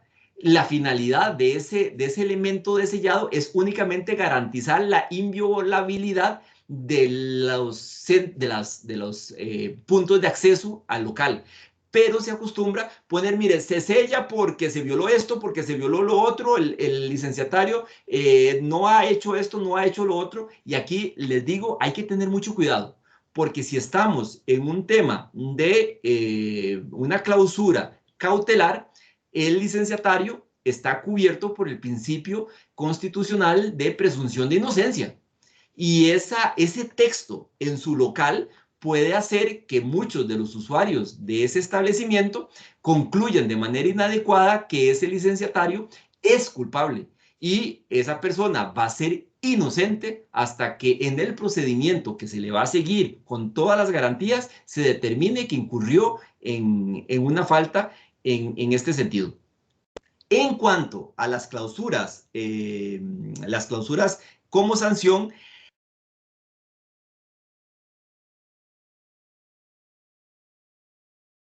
Don Jorge, otra vez se le apagó el micrófono. bueno, no sé si hasta dónde, porque esta vez no vi cuando se me puso el micrófono. Estaba hablando de las... ok. Cuando hablamos de las clausuras definitivas, entonces no me voy a volver mucho, voy a quedarme con este tema de las clausuras definitivas. Hay que tener claro si el licenciatario, tiene una actividad única y es esa actividad a la que se le está clausurando, o tenemos a un patentado que tiene varias licencias y es una de las actividades la que se le está clausurando. Es decir, tenemos un abastecedor, por ejemplo, un mini súper, que además tiene licencia para el expendio de bebidas con contenido alcohólico. Y hay un problema con el tema de la licencia para la venta de bebidas alcohólicas. Ok, esa persona no va a poder continuar con su actividad lucrativa de venta de bebidas alcohólicas, pero no le vamos a sellar la entrada del abastecedor, porque tiene una licencia comercial que le permite ejercer esa actividad de manera lícita.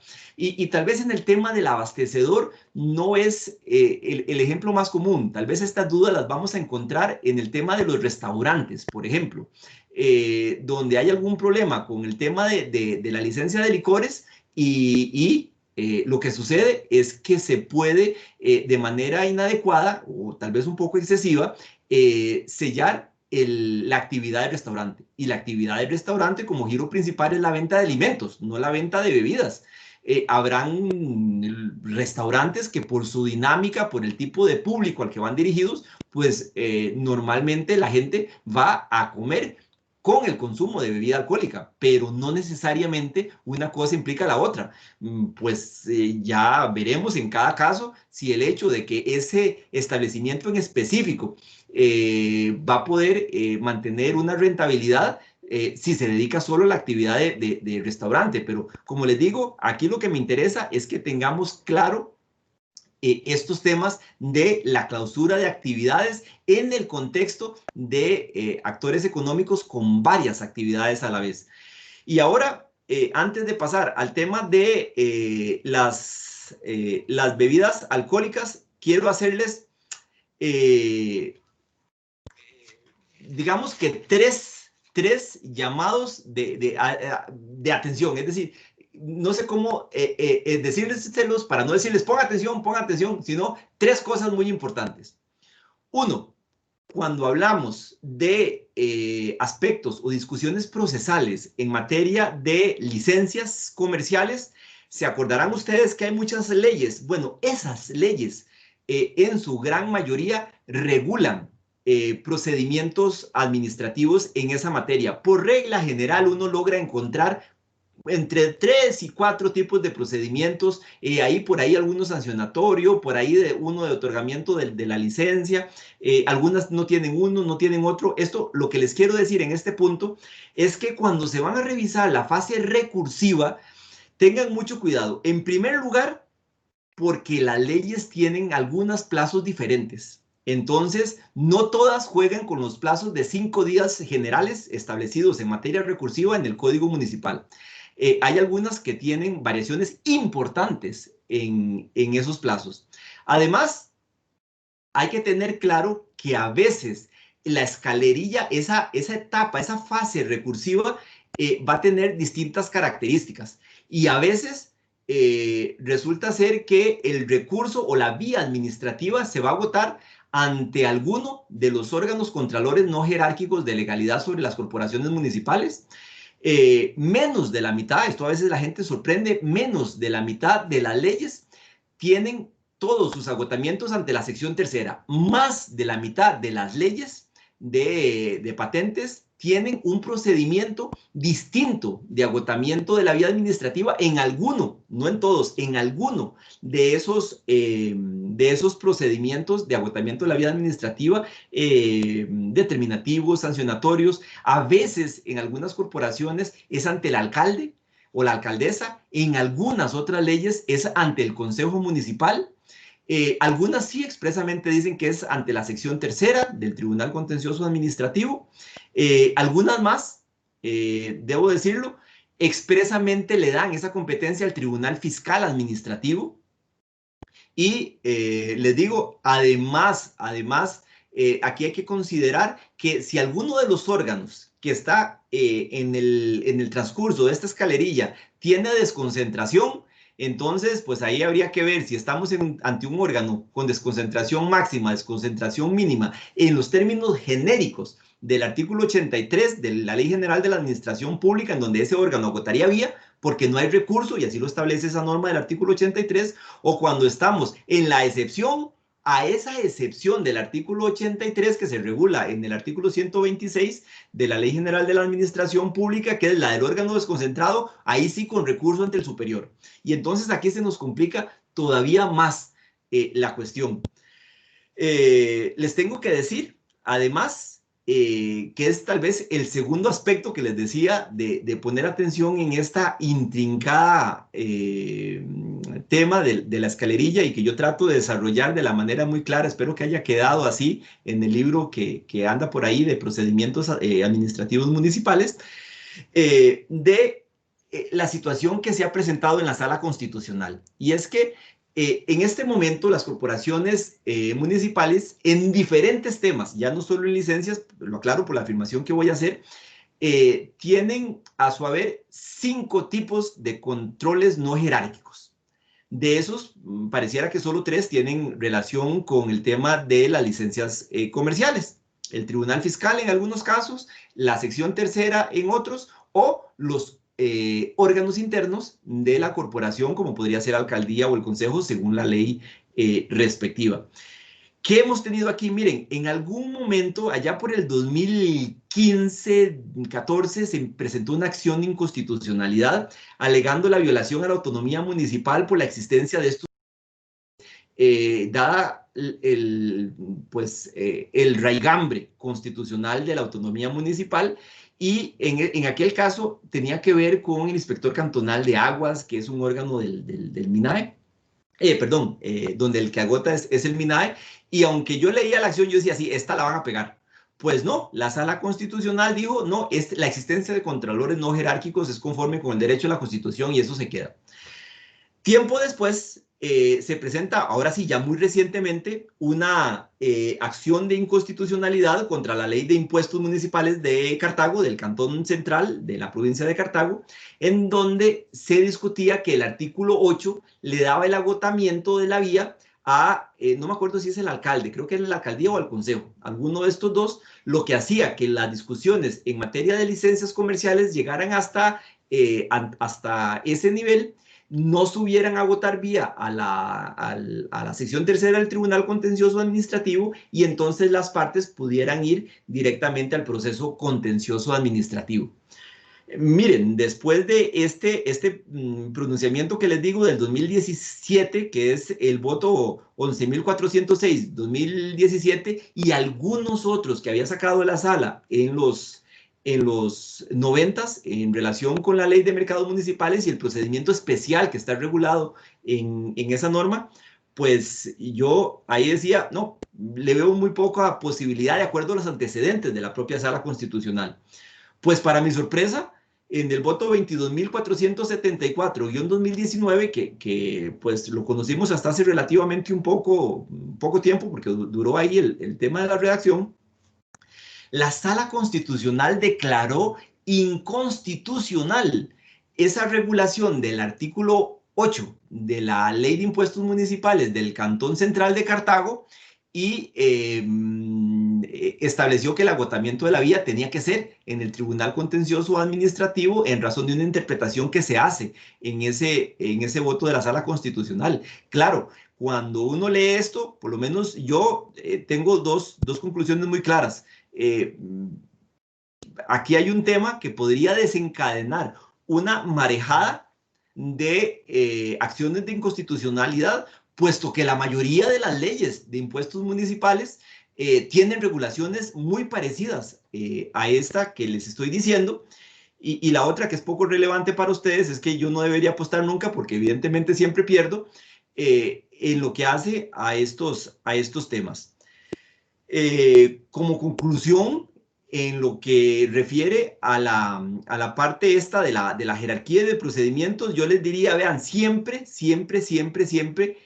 vean la ley, a ver si hay algún agotamiento específico de la vía administrativa. Si no dice nada, por defecto va a ir a agotar vía el procedimiento a la sección tercera del Tribunal Contencioso Administrativo, excepto que haya algún procedimiento específico en alguna ley distinta, como por ejemplo el que tenemos en el Código de Normas y Procedimientos Tributarios, en donde el determinativo y el sancionatorio tienen disposición expresa de que la competencia para ese tipo de procedimientos es del Tribunal Fiscal Administrativo. Este es un tema que pues hace no pocos años, pero se cambió el criterio en la sección tercera respecto a la competencia. No conocemos todavía ningún pronunciamiento de competencia que haya revertido la decisión de la sección. Yo aquí les recomendaría, si quieren ver algún análisis sobre esta asignación competencial en ese tipo de temas municipales, las resoluciones, les voy a dar 3 números de pronunciamiento: el 611-2019, el 265-2020 y el 535-2020. Finalmente, para incursionar en el tema de las licencias de expendio de bebidas con contenido alcohólico, quiero solamente recordarles que en el tema recursivo se presenta una gran discusión de cuándo termina el plazo para recurrir. Ya no el día, ya no cuántos días, sino a qué horas. Por ahí hay una resolución que discute el tema de los usos horarios porque habría que ver a la hora que se mandó el documento, a la hora que se transmitió. Esto es muy interesante. Es una resolución en donde se analizan aspectos tecnológicos. Sería la 367-2018. Y es que aquí les quiero decir, miren, se presenta una confusión sobre todo a las personas que ya peinan un poquito más de canas o que no tienen canas por alguna estrategia química que no entro a precisar, se acordarán, porque así estaba muy claro en los libros de procesal, que en esta materia aplicaba la normativa procesal civil y que en procesal civil el plazo del último día finalizaba cuando se cerraba el despacho. Bueno, aquí es importante tener claro que en materia de procedimientos municipales tenemos una muy clara prelación de normativa supletoria. Vamos a aplicar el Código Municipal y vamos a aplicar la Ley de Impuestos Municipales respectiva. No hay normas de cuándo, a qué hora finaliza el plazo y si alguno pues la ha encontrado me avisan porque yo las he revisado y me parece que no hay. Entonces necesariamente nos vamos a la Ley General y tampoco tenemos una solución a cuándo se cierra el plazo para presentar un recurso en procedimientos administrativos municipales, pero el artículo 228 de la Ley General de la Administración Pública no nos manda a aplicar el Código Procesal Civil. Nos dice que tenemos que aplicar el Código Procesal Contencioso Administrativo. Y entonces, a partir de ese artículo 228 de la Ley General, nos vamos para el Código Procesal Contencioso Administrativo. Y les comento que ahí tampoco vamos a encontrar ningún tipo de regulación en esta materia, pero este código nos remite a su vez al Reglamento de Organización y Servicio de la Jurisdicción Contencioso Administrativo, que sí tiene una norma respecto de a qué hora se deja de contabilizar un plazo.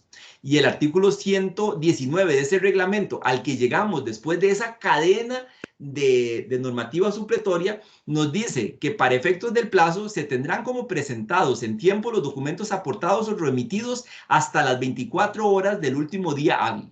Y esto es muy importante porque estamos hablando de las 12, bueno, de las 11 y 59 minutos con 59 segundos, no de las 4 y 30 si es que la oficina municipal cerraba a esas horas. Y van a ver ustedes cuando empiezan a revisar en algunas corporaciones municipales que sí hay reglamentos de ventanilla única, que sí tienen disposiciones en esta materia. Entonces, habría que ver ahí ¿qué dice el reglamento de ventanilla única en términos generales sobre la recepción de documentos y qué dicen estas normas? Y ahí tocaría hacer la articulación dependiendo de cuál es la jerarquía de normas aplicable a cada corporación municipal. Lo último, antes de pasar a licencias para el expendio de bebidas alcohólicas, recuerden que hay un tema ahí bastante complejo en el Código de Normas y Procedimientos Tributarios, cuando lo van a buscar en lo que hace a normativa supletoria. Aquí les diría, vean con cuidado los artículos 155, 163 y 168 del Código de Normas y Procedimientos Tributarios, porque ese análisis requiere verlo con cuidado. Para ir ya al tema de las otras licencias, yo les diría que lo primero que tenemos que tener claro es que la modificación de la ley de licores a la ley que tenemos en este momento es la mutación que se hace de la naturaleza de ese título habilitante.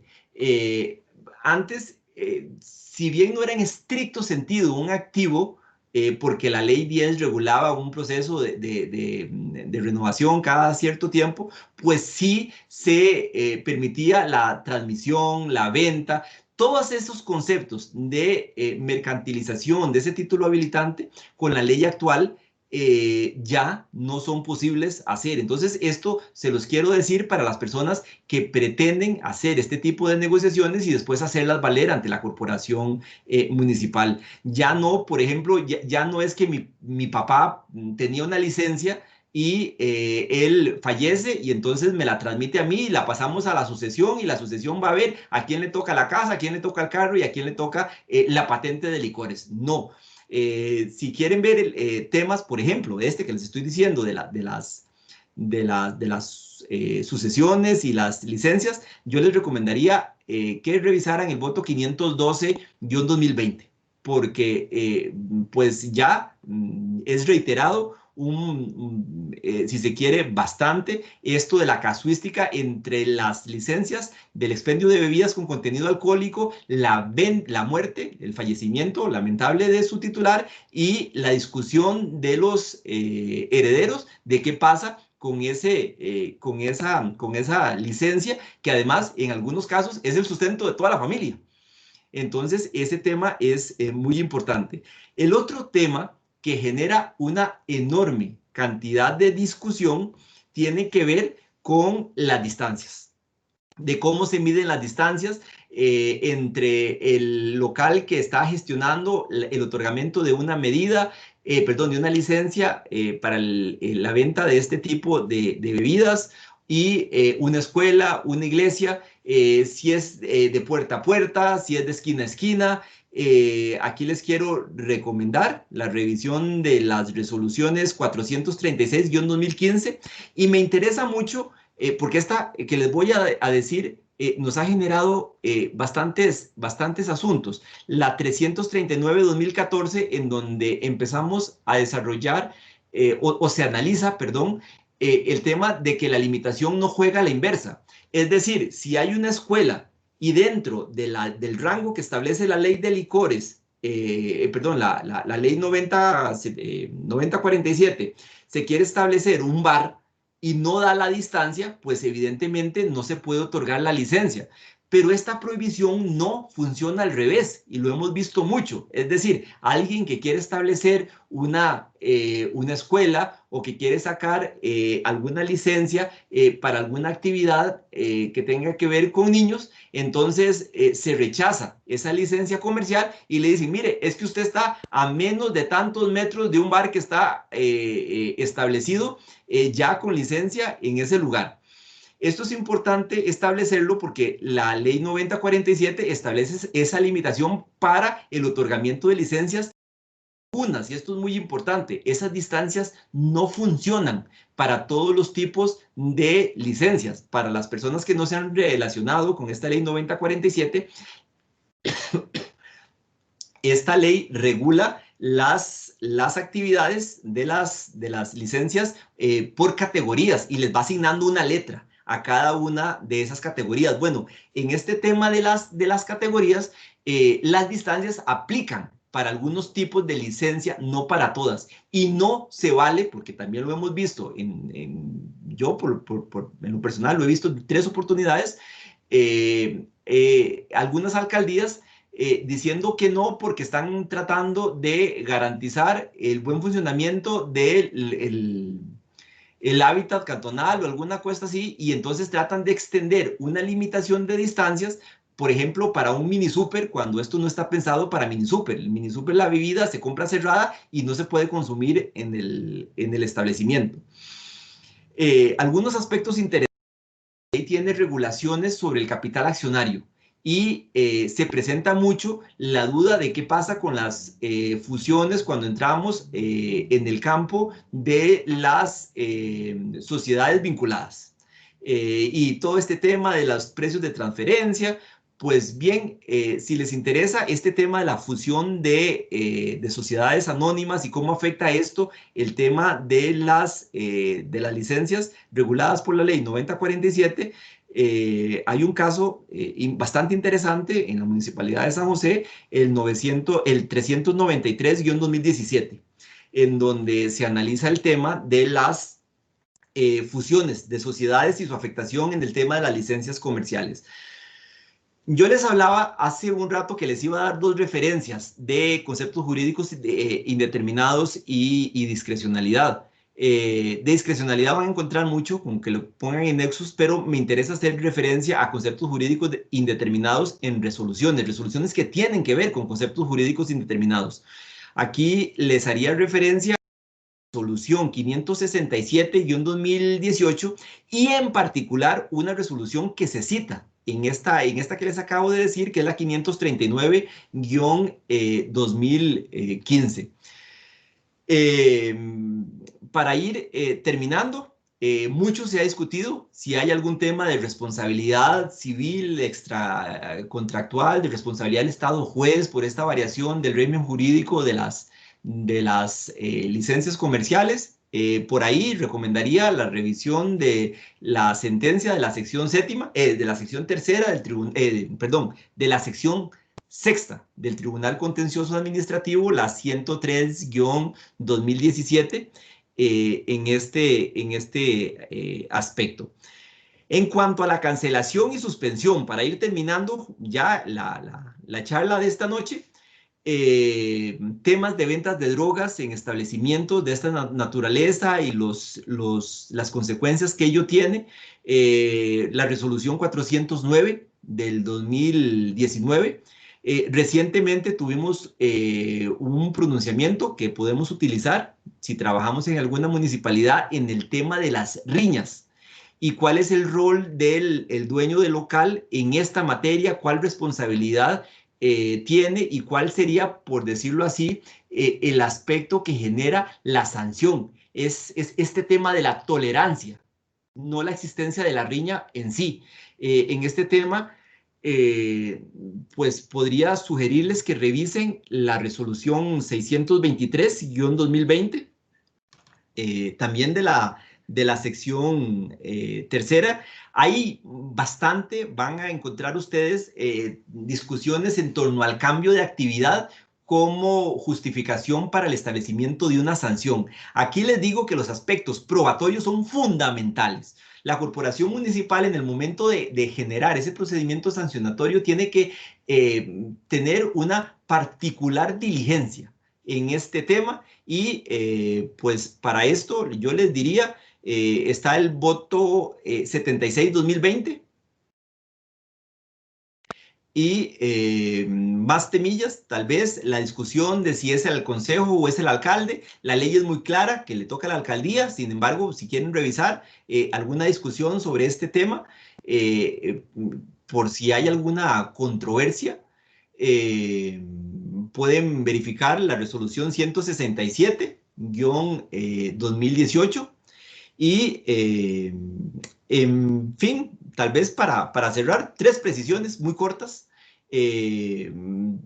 Como tenemos 2 regímenes regulados en cuerpos diferentes o en grupos de normas diferentes, uno de licencias comerciales y otro de licencias para el expendio de bebidas con contenido alcohólico, y esto se lo digo tanto a las personas que trabajan y asesoran a corporaciones municipales como a las personas que trabajan y asesoran a licenciatarios en el contexto de un procedimiento sancionatorio. Hay que tener mucho cuidado cuando el sancionatorio tiene que ver con la posible suspensión de las 2 licencias. Ahí hay que tener muy claro, sobre todo en la etapa recursiva, cuáles recursos, de acuerdo a la ley de impuestos del cantón, tienen recursos hasta la sección tercera y cuáles se agotan ante la alcaldía o ante el consejo y cuáles en materia, pues obviamente de licores, que por regla general van a ir a terminar en la sección tercera. Entonces, tener mucha tramitación que puede empezar de manera conjunta, pero la fase recursiva puede, en algunos supuestos, aunque suene un contrasentido absoluto, tener que separar los procedimientos en fase recursiva en lo que hace el procedimiento de agotamiento. Importante, cuando criticamos el artículo 88, la ley que modificó ese artículo 88 para el tema de las licencias comerciales, reguló la suspensión. Bueno, en el artículo de esa misma ley, en el 92 viene una regulación no igual, debería ser idéntica, pero no es igual para el tema de las licencias de esta naturaleza. Entonces, por favor, poner atención a este tema. Y finalmente, y con esto termino la charla de esta noche, recordar, porque además es algo que se utiliza mucho, que la vía de ejecución de acto firme y favorable posiblemente es en la práctica una de las principales vías que tiene el administrado para hacer ejecutar un acto en materia de licencias de los 2 tipos, cuando se ha generado una conducta administrativa formal a su favor, es firme y claramente desfavorable y la corporación municipal no la quiere ejecutar. Esto es un trámite sumarísimo que se hace ante el juez de ejecución de sentencia del Tribunal Contencioso Administrativo, y ahí en su momento el juez o la jueza de ejecución de sentencia hace el pronunciamiento respectivo. Don Jorge Iván, hasta aquí estaría llegando la presentación. Espero no haberlos aburrido y quedo atento a escucharlos. Muchísimas gracias, don Jorge, por su amplia y, bueno, exposición. Y yo creo que este tema nos podría dar más tiempo todavía por la cantidad de tópicos y variables que vamos a tener siempre, máxime en la materia municipal. Claro, así es. Por razones de tiempo, voy a hacer algunas preguntas. No sé si hay algunas preguntas que me llamaron la atención. Y bueno, sobre todo aquí pregunta don Manuel Blanco, don Jorge, ¿qué pasa con las personas que toman el licor? Que no dentro del local, pero sí que los que están fuera, como son las licoreras, ¿se puede haber perjudicado el dueño de la licencia? ¿Se le puede clausurar? Yo pienso que sí. Vean, sobre ese tema específico, les aseguro que si buscan en el Nexus, ¿cómo se llama? En la jurisprudencia, se van a encontrar varios casos. El problema que tengo es que además hay varios más por resolver, pero ese caso específico, así como usted me lo estaba planteando, que se planteó, es un caso que en la práctica llega bastante a menudo a la sección tercera. Digamos que dentro de todas las resoluciones que les traje, pues era mucho, tenía que escoger, pero les recomendaría que revisen. Con que lo ponga así como el señor lo está diciendo, lo tengo claro que lo va a encontrar.